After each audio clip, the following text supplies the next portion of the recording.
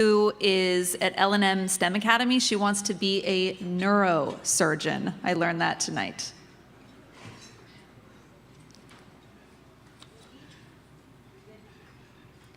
Good evening. My name is Erica Carter, and I'm a senior at the L&M STEM Academy. You may know that our school has a focus of science, technology, engineering, and mathematics. But you may not be aware that we're just a typical high school, so we have all other subjects as well. We have students that are interested in STEM areas, and we have students that are interested in areas such as arts and, of course, business. Some of my own interests include being the senior class president, the L&M bookstore assistant manager, and a mentor to the underclassmen. So you can see I have a pretty challenging year going on. Actually, this is the most challenging year of my entire high school career. Probably because I made the mistake of being in 3 AP science classes all in one year. But don't let the lack of sleep and baggy eyes fool you. I love science, and I'm tackling those classes with ease. Mostly. Okay, I have a C, but I'm human. Let me tell you, science is important. It's so fascinating and beautiful. It allows us to describe, define, investigate, and ultimately try to understand the world in which we live and how it works. Science in its purest form has challenged us to explore new things and try new possibilities. We ask why and how, and that is what keeps us growing. But science in a vacuum doesn't achieve any ends. It's what we do with the knowledge that makes a difference. How will we apply what we have learned?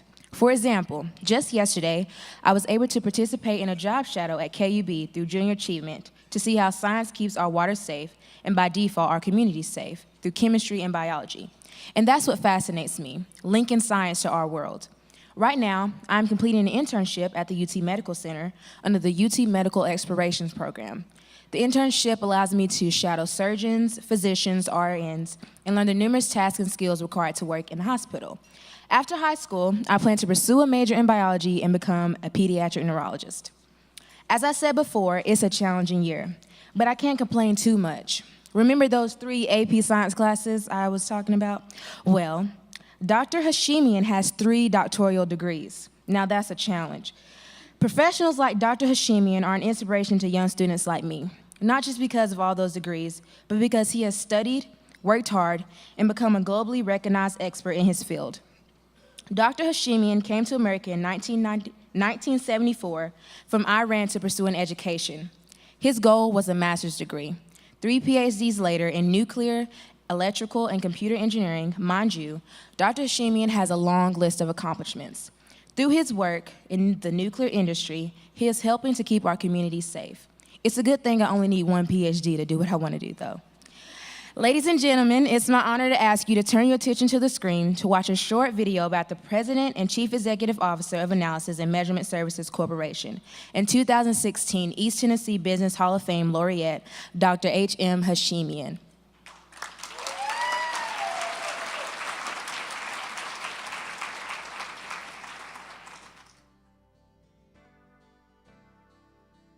I met Hosh after a request by Dr. Green at the University of Tennessee for me to go see a man about a job. First impression was he was a very excited, passionate individual. He was the best at asking questions of anybody I've ever seen. My first impression of Hosh was gregarious. I didn't know anything about him, didn't know any of his history, his level of education, nothing. I just was simply impressed how kind he was. Probably my first impression of Hosh was that he was an extremely hard worker. He expected a lot from his people, but he treated his people as family. Very warm individual, giving, trustworthy, energetic. That was my first impression. Working with Hosh is a great opportunity for many, many individuals. He really pushes people to reach their potential and for professional development and growth. He is never satisfied with mediocrity. He really truly cares about the people that work here. He really truly cares about the future of the company. It's not just his centered focus, it's a broader focus. So he's able to view everything from a holistic perspective, and he's committed. I mean, he stays here as late as he needs to. He will sit down with any employee and talk for for hours about family problems, personal problems. He's really committed, not just to the business at heart, what we do every day, but to the people that make the business. I think Hosh really has a passion for diversity because we work in a very male-dominated field, and there are so many talented females out there that could add a different insight, and we're really trying to increase that diversity both in females and in other underrepresented groups. I would attribute the success of Hosh to several factors. First and foremost, I would attribute it to his parents, Dr. Ali Hashemian and Mrs. Samin Hashemian.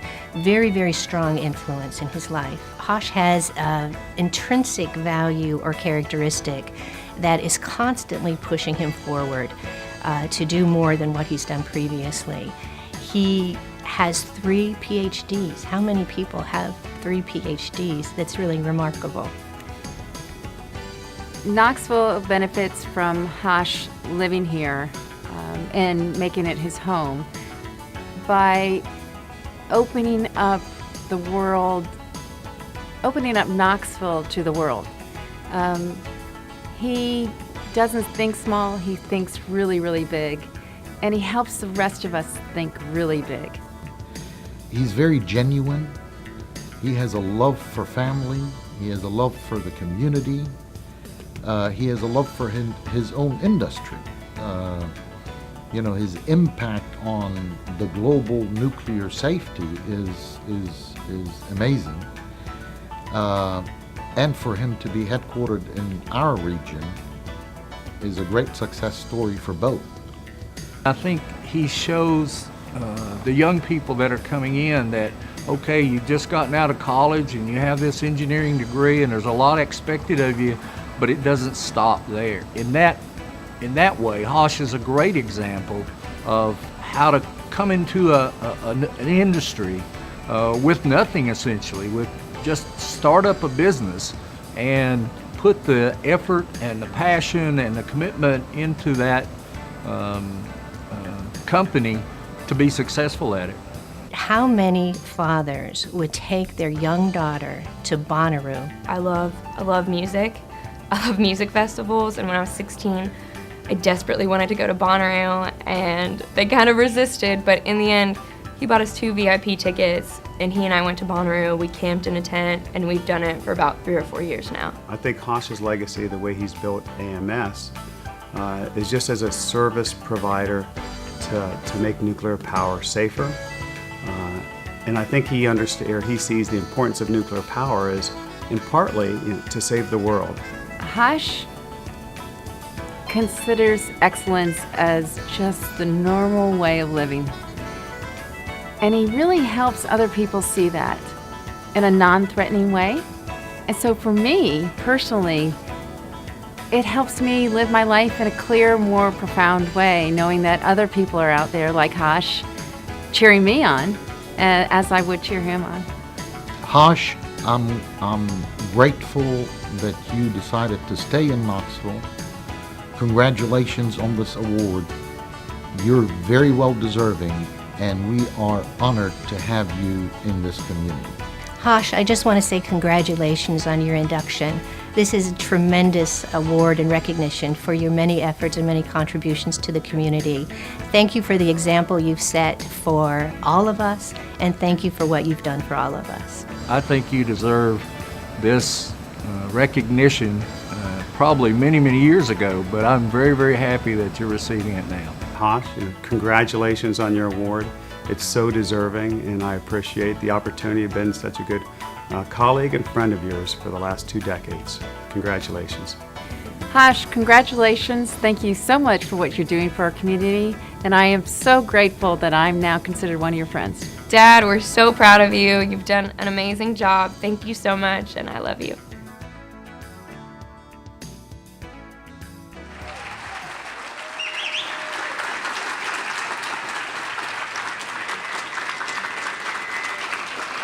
Ladies and gentlemen, please welcome Dr. Hosh Hashemian to the stage.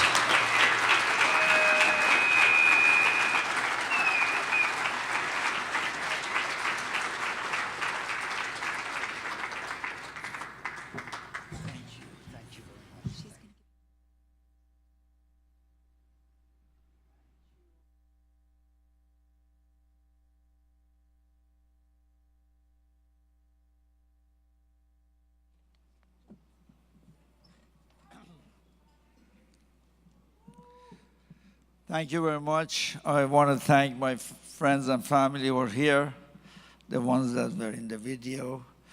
I want to start by thanking my wife, Nazi, for all that she has done to help me and help the Knoxville community through volunteer work that she does.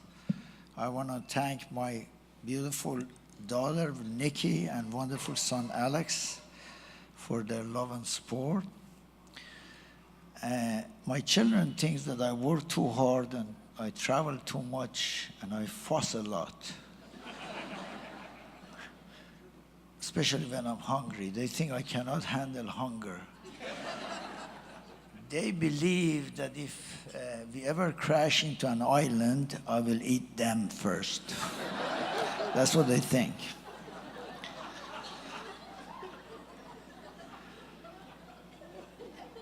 I next want to thank the people that are responsible for me being at this podium tonight. Some of them are here. I want to start by thanking my brother Mehrad, who's sitting here. He has worked for the company for 35 years, some years traveling almost 150 days a year to Spain and other places. His wife Vida is very supportive of us, but she often thanks me for sending her husband away. Greg Morton, sitting over there, has worked for me for 20 years. He's the best software developer ever, and a lot of the success and growth of the company is due to Greg. So thank you, Greg, and Jennifer, his wife. Brent Shoemaker is one of the best engineers in town. He's very calm and quiet and has the best poker face you can find. Thank you, Brent, for everything that you do for me. Chad Kiger.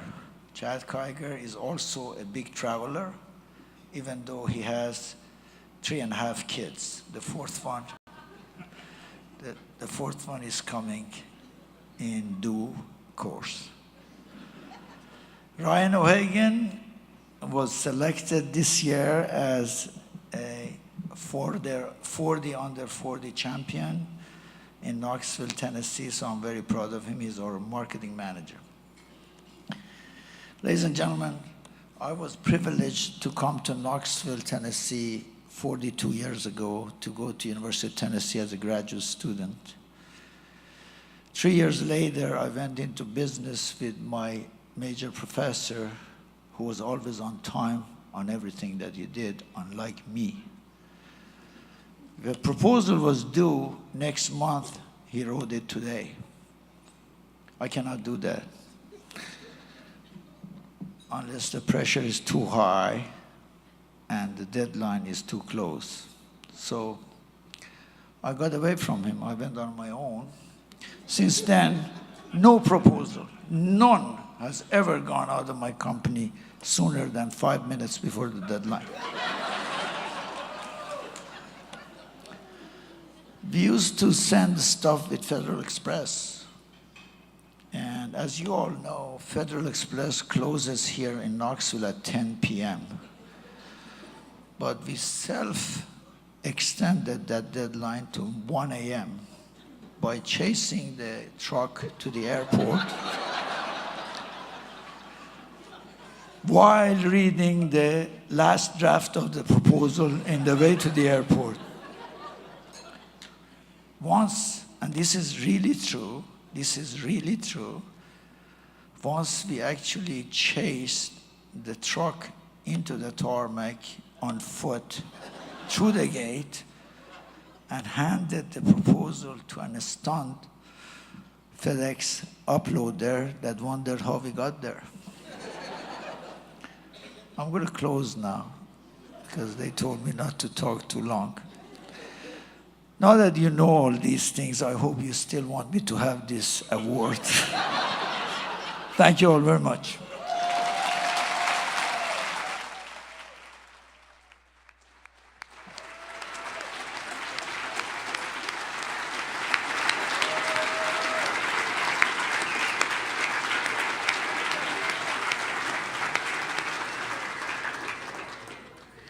I, for one, could listen to you talk all night.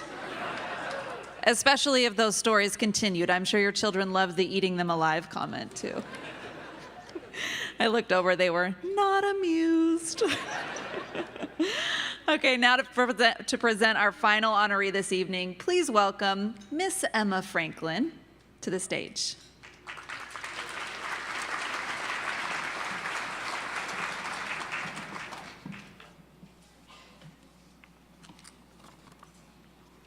Hi, my name is Emma Franklin, and I am a 5th grader at Brookham Cloud Elementary. As you've already heard tonight, many of the things that students learn at BizTown are important life lessons. Things like how to balance a checkbook, how to deposit money, and only spending the money I have in my account. That's tough when you have a Chick-fil-A close by and a paycheck of $7.84. So, we all have jobs at BizTown. My job was to be a DJ at the radio station. Even though I was excited to be a DJ, we did have some difficulties to overcome. My very first day on the job, my computer crashed. Then the microphone wouldn't work right. Do you know how hard it was to be a DJ without a microphone? I'm sure things like that never happened in the real world. We also had what I personally would call a limited selection of music. Wow, it is tough to be a great DJ when a girl can't play all of her tunes. I ended up so busy I lost track of time and I almost missed my lunch. I'm sure that none of you have ever worked through lunch, am I right? Even though we had challenges, I learned how to get the job done anyway, and I had so much fun. Since I could choose the music, I picked one of my favorite songs, and we were able to have a whip and nay-nay contest. It was so much fun seeing everyone dance and even teaching the adults how to do the dance. I wish I could play it for you right now and watch all of you do the dance. At the end of my day, I love feeling successful at my job, and as you can tell, I fully recommend BizTown. Even though I will not be ready to enter the workforce for a few more years, the seeds have now been planted, and I am thankful for this experience. While I may not end up as a DJ, I have learned that anything is possible. I've seen it for myself, and we all see that in Mr. Halloran Hilton Hill. You probably know about his radio show and probably his TV show. He also wrote a book and is in the music business too. But did you know that he started out just like me? Yes, believe it or not, Mr. Hill was once a kid in school.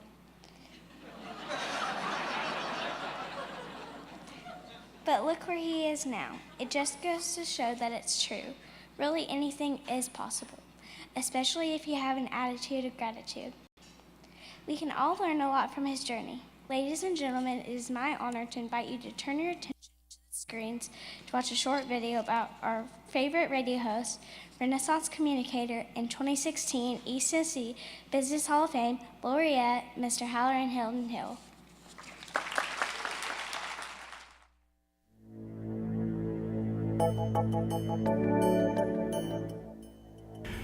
I first met Halloran in 1996. We were at Leadership Knoxville together in the same class, and I felt like I'd known him before because I was an avid listener of his beforehand, but I really got to know him well that year in leadership. I was 12 when I met Halloran. We had a run-in, and he was on his skateboard coming down the hill. I had my basketball with some friends, and he was coming, I was coming. He didn't move, I didn't move. At the last second, we both jumped off the sidewalk and kind of stared at each other. And that's what started our relationship. Well, the day Halloran joined our broadcasting family was a most special, momentous day. I think James saw in him immediately that he had seeds that could grow to become something very exceptional. I first met Halloran Hill maybe, I guess 15 years ago when he first came to town, and he first started working for WIVK. Was a faithful listener to his daily radio program, even before I had the chance to meet him and work with him in the fraternity setting. The thing I respect most about Halloran is his intellect, his optimism, his faith, his work ethic, his enthusiasm, his positive nature, and the can-do attitude, and he always lifts everyone up. Well, first of all, it's difficult to know how to begin to describe Halloran Hill. He is extremely capable and bright. He is totally committed to everything he does. He has a very creative mind, and he uses that creativity in very positive ways, often to help others. Halloran is a gifted communicator, one of the best I've ever known. He's extremely knowledgeable about a broad range of issues, and he has an insatiable desire to learn more. The most influential thing I found out through Hal was he was always willing to help you. You know, no matter what, he would help you. And he always had encouraging things to say. He's very gift of gab. He can slice you with his tongue, but he also can lift you up with his tongue. Halloran and Nedra, his precious wife, had James to their home for lunch one day, and James told me he was so impressed with the devotion and the faith and the values that he saw there. And I also think that James saw in Halloran and shared with Halloran a great love of music. Halloran is the conscience of our community. Halloran starts every day off, as he said, it's a blank canvas, and how you going to paint that canvas. And Halloran tells you both sides of the issues. He's very professional in everything he does. I think he represents Knoxville in an outstanding way. I've never seen him, even when pressed by those in total opposition, he never responds in a negative way. He always responds in a positive manner. And again, usually if people are rational, they will not necessarily see things Halloran's way, but we will find the right way to do things and find, if we're in a difficult situation, we will find our way out as a group. When Halloran asks you how you are and how things are going, he really wants to know. Halloran is a man of faith, and his faith influences all that he is and all that he does. Based on what he saw, not only what he saw, but the actions that he saw his mother as a teacher, instructing others, and then his father as a minister, showing how to treat people, you know, dealing with death, dealing with marriages, dealing with births, all of that. Hal was there watching all of that. So I think that has a very strong impact on his business mind and where he is today, how to treat people. If there was one word to describe him in this community, it would be a uniter. He's one of these people that can bring people from all walks of life, all backgrounds and points of view together on quite a few issues. He's a leader. Halloran in his work certainly had the opportunity to inform and entertain and inspire, and he did it all amazingly well. He, I think, is truly the gift that kept on giving.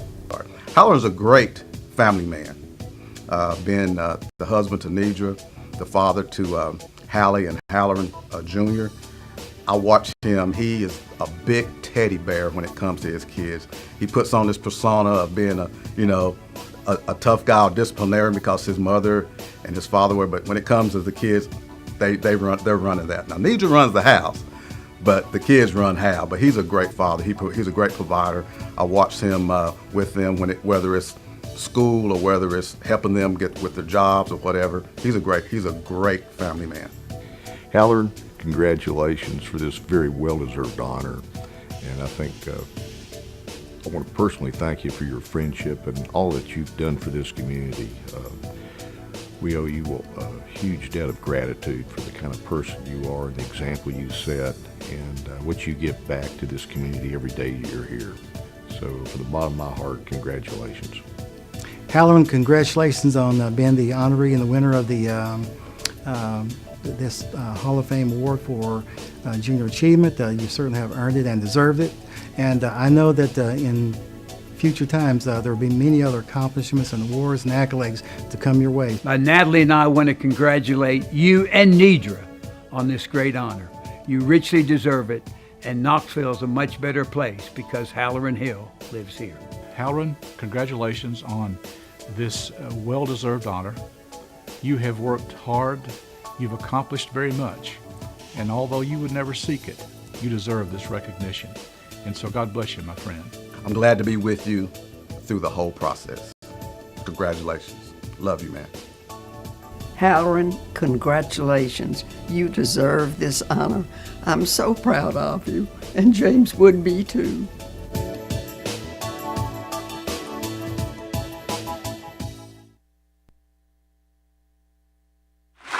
Please welcome to the stage Mr. Halloran Hilton Hill.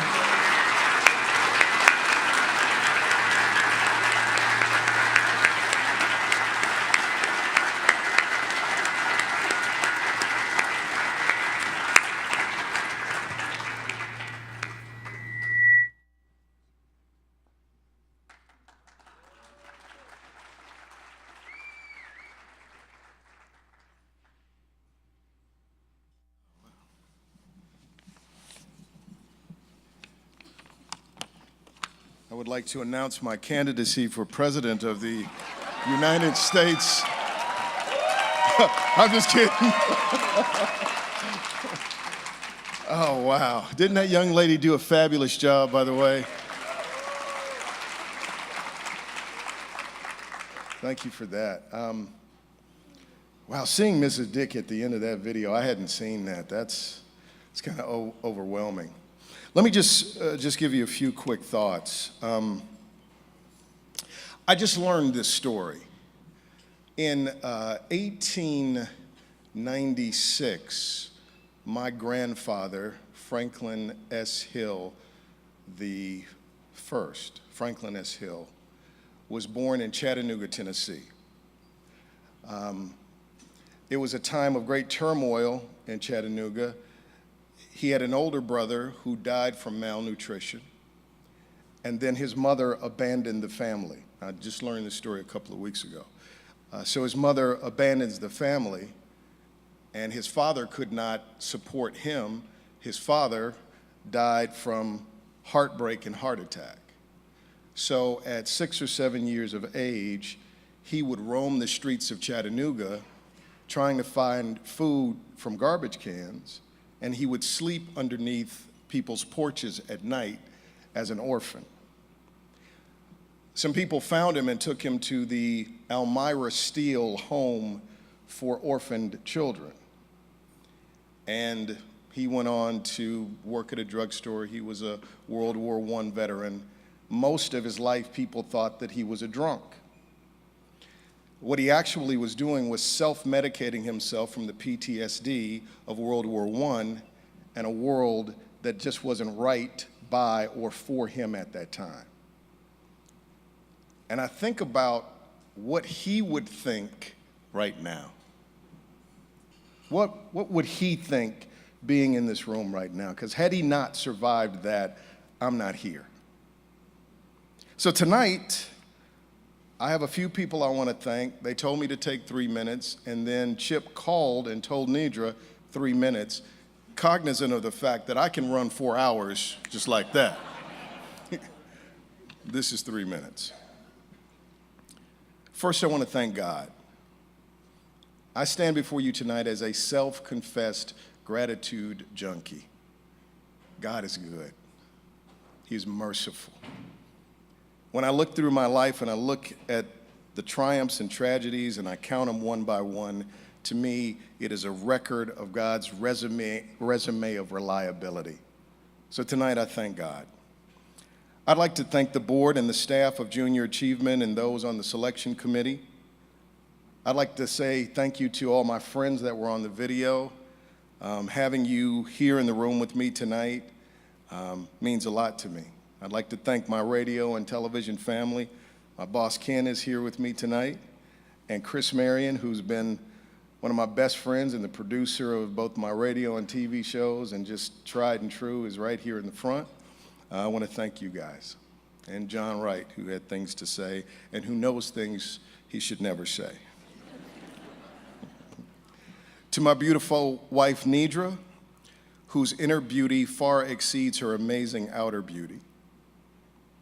You're better on the inside than you are on the outside.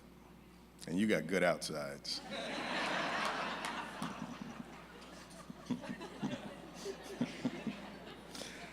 To my son, Halloran II, and my daughter, Hallie, thank you. Not only are you great, but you inspire me. And I love you. Thank you.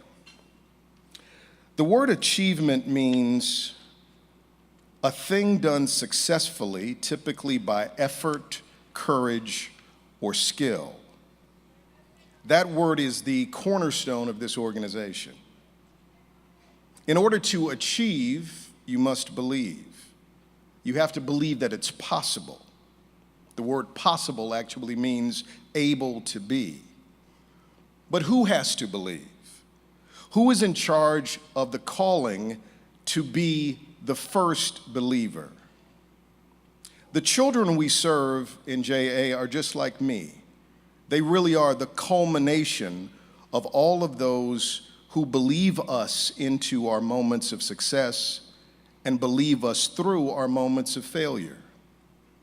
So if I have achieved anything, if there has been any success, it has been because of effort, courage, and skill. But let me be clear. It wasn't my effort or my courage or my skill. No. It was all the people who believed in me and for me. They're the ones who made the effort and then challenged me to make the effort. They had the courage to put their chips on someone unproven and then helped me find my courage. They stoked the furnace of faith. They used their skill to give me an opportunity. They encouraged me to sharpen my skills so that I could do the same. And why? Well, because someone likely did the same thing for them, for you. Everyone in this room is actually the culmination of someone else's faith, effort, courage, and skill. And we love Junior Achievement because we show up as first believers. We look at young people and see what they can and will achieve. And then we make the effort to teach them to make the effort. We encourage them. The prefix EN means to make, cause, or create. So we introduce young people to their courage, and then we help them make courage. We help them develop the skills they need to achieve. We convince them that competence breeds confidence. But know this, we don't achieve so that we can become honored for our achievements. Our achievements actually are the way we pay homage to the people and communities that have invested in us. I have a different paradigm for why we try to become great. We don't become great to be known or remembered as great. We become great, best of class, so that we can use that greatness, that effort, that courage, that skill to make something or someone else greater. We exist to add value and to leave the world better than we found it. So thank you for believing me here. And tonight, I call on you to keep believing and to use your life to help someone else achieve their full potential and to light up the world. Thank you, and God bless you.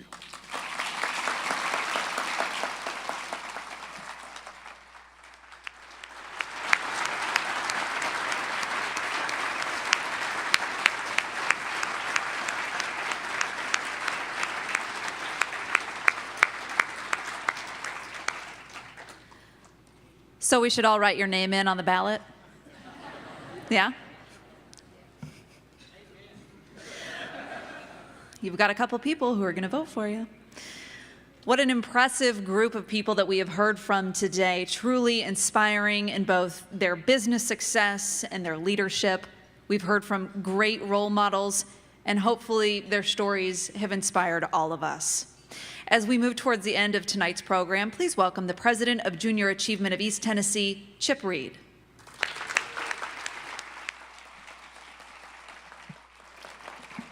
I feel like I should get the same stool that the young ladies used.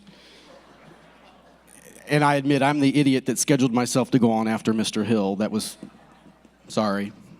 I'm not about to be nearly as eloquent. So I do want to start by saying on my own behalf and that of the staff, congratulations to all three of you, and thank you for your kind words about the organization, the work that we do. You are the most amazing people in the world.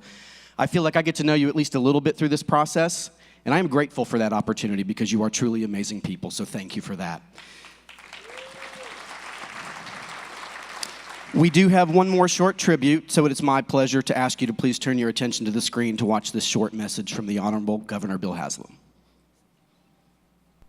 Well, good evening, and let me start by thanking Junior Achievement for the great work you do to prepare young people for success. Business is vital to the future of Tennessee, and JA serves a very valuable role. I'm especially pleased tonight to thank and congratulate the 3 honorees for the East Tennessee Business Hall of Fame. I think you've chosen really well. Renda, you have been such a great wisdom figure in our community. You've been a great friend to Chrissy and me.